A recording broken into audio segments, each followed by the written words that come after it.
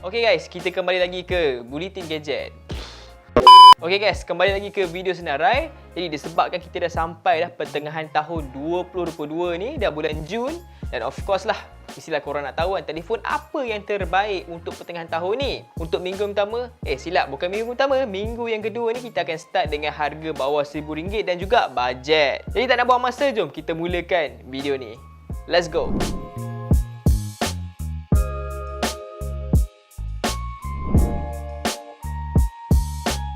Okey, untuk permulaan ni aku nak cerita kat korang semua telefon bajet terlebih dahulu. So aku dah pilih 3 telefon bajet yang korang boleh dapatkan di bawah harga RM700 lah. This is the best of the best lah untuk telefon bajet yang sesuai untuk korang semua. Untuk yang selebihnya aku akan masukkan pada bawah RM1,000 pula.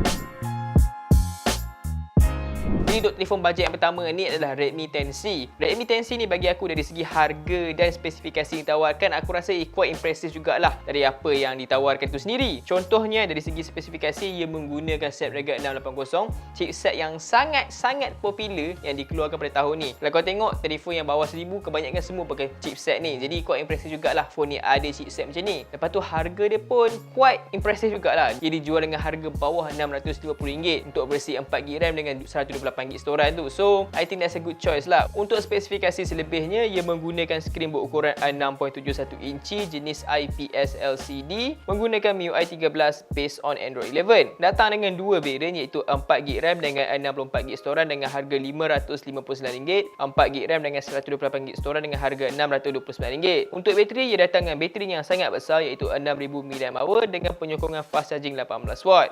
Untuk kamera, ia menggunakan 50MP kamera utama dan 2MP depth sensor sahaja. Jadi untuk spesifikasi yang ditawarkan tu, aku rasa ni antara yang terbaik lah korang boleh dapatkan kalau korang on budget tu. Untuk telefon yang seterusnya pula adalah Honor X7.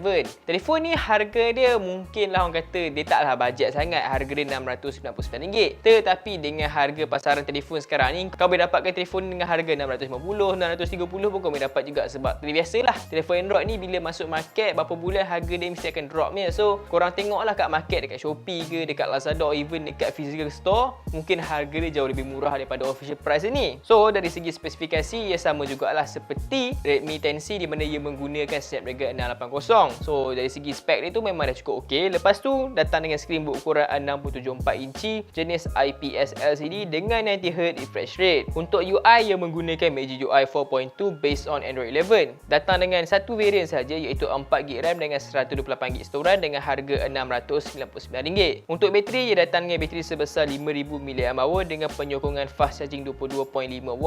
Untuk kamera pula ia datang dengan 4 tetapan kamera iaitu 48MP kamera utama, 5MP ultra wide, 2MP depth sensor dan 2MP macro kamera. Untuk telefon yang ketiga pula adalah ZTE Blade 40 Vita. Nama dia memang pelik tapi quite impress jugalah dengan apa yang ditawarkan oleh ZTE sendiri. Walaupun ZTE ni kalau kau tengok sendiri memang jarang sekali ada orang keluarkan phone baru dekat pasaran Malaysia ni. Tapi this is one of the most interesting lah dari segi apa yang diorang tawarkan. Untuk chipset dia bagi aku dia tak impresif sangat. Dia pakai Unisoc je, iaitu Unisoc ST606. Dari segi performance dia tak adalah macam padu seperti Snapdragon 680. Tapi untuk harga ditawarkan tu aku rasa dah cukup okey lah. Untuk size screen dia menggunakan skrin berukuran 6.75 inci jenis IPS LCD dengan 90Hz refresh rate. Dijual dengan satu variant saja iaitu 4GB RAM dengan 128GB storan dengan harga RM599 dan ia datang dengan Android 11. Aku rasa telefon ni antara features yang paling impresif lah adalah dia punya refresh rate yang tinggi lah. Dengan harga RM600 je ni kau boleh dapat dah refresh rate 90Hz. So that's quite impressive jugalah dan rasa agak smooth jugalah telefon ni dengan 90Hz tu. Kalau nak dibandingkan dengan 60Hz, lepas tu phone budget kan, memang tak rasa sonok lah guna tu. Untuk bateri, ia datang dengan bateri berkapasiti 6000 mAh dengan fast charging 22.5W. Untuk kamera pula, ia menggunakan 48MP kamera utama, 2MP macro dan 2MP depth sensor.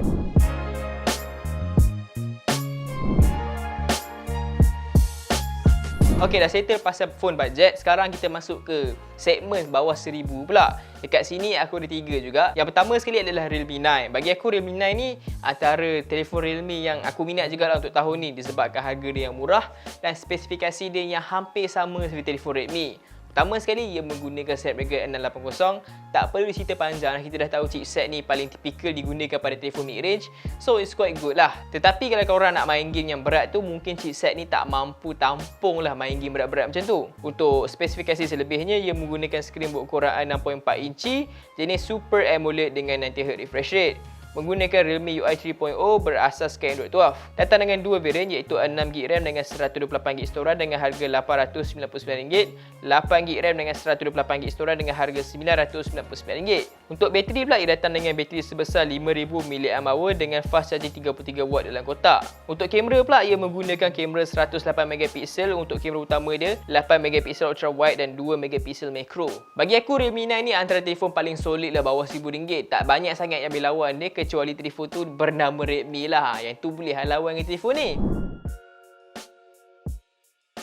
Bercakap pasal Redmi tadi, telefon yang seterusnya pula adalah Redmi Note 11S. Kenapa aku tak masukkan Redmi Note 11S 5G ataupun Redmi Note 11 yang biasa? Sebab bagi aku dari segi spesifikasi dia agak kurang sikit lah. Aku tahu Redmi Note 11S 5G tu dia punya chipset lagi padu, tapi dia orang downgrade banyak sangat lah dekat dia punya versi 5G tu, membuatkan aku rasa lebih baik korang beli 11S ni sebab dia sedap sikit. Jadi dari segi spesifikasi dia, ia menggunakan MediaTek Helio G96, datang dengan skrin yang kecil je iaitu 6.43 inci jenis AMOLED dengan 90Hz refresh rate. Menggunakan MIUI 13 berasaskan Android 11. Datang dengan dua varian iaitu 6GB dengan 64GB storage dengan harga RM899 dan 8GB RAM dengan 128GB storage dengan harga RM999. Bagi aku, yang versi paling berbaloi sekali of course lah dengan harga RM999. Disebabkan versi 6GB RAM dengan 64GB storage tu aku rasa memang tak kena lah. Sebab satu, harga dia mahal macam tu, kau dapat 64GB, kau boleh simpan apa mat? Memang tak lepas mat. Serius kata korang, kau ambil versi yang 8128 ni. Yang ni yang terbaik lah. Untuk bateri pula, ia menggunakan bateri sebesar 5000 mAh dengan 33W fast charging dalam kotak. Datang dengan 4 tetapan kamera iaitu 108MP kamera utama, 8MP ultra wide, 2MP macro dan 2MP depth sensor. So pilihan korang kat sini agak bercanggah sikit lah. Kalau korang nak UI lagi bagus, ambil Realme. Tapi kalau korang nak performance yang lagi best, ambil Redmi. So tu pilihan korang sendirilah.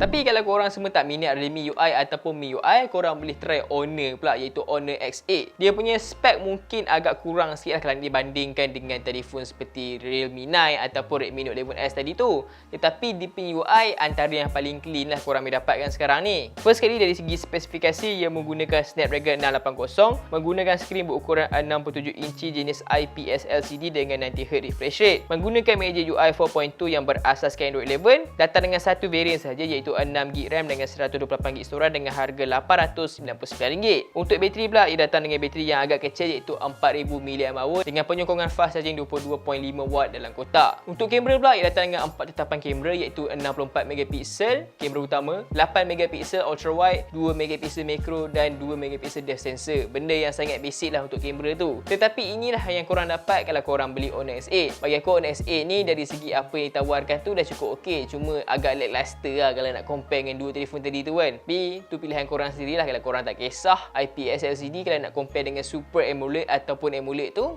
okey lah, Honor X8 ni dah cukup padu dah untuk korang semua. Jadi itu sajalah untuk video senarai telefon terbaik bajet dan juga bawah RM1000 untuk pertengahan tahun ni. Untuk minggu yang seterusnya pula, aku akan senaraikan telefon terbaik bawah RM2000 dan RM1500. Jadi stay tune untuk next week. Kita jumpa pada video akan datang. Assalamualaikum. Bye bye.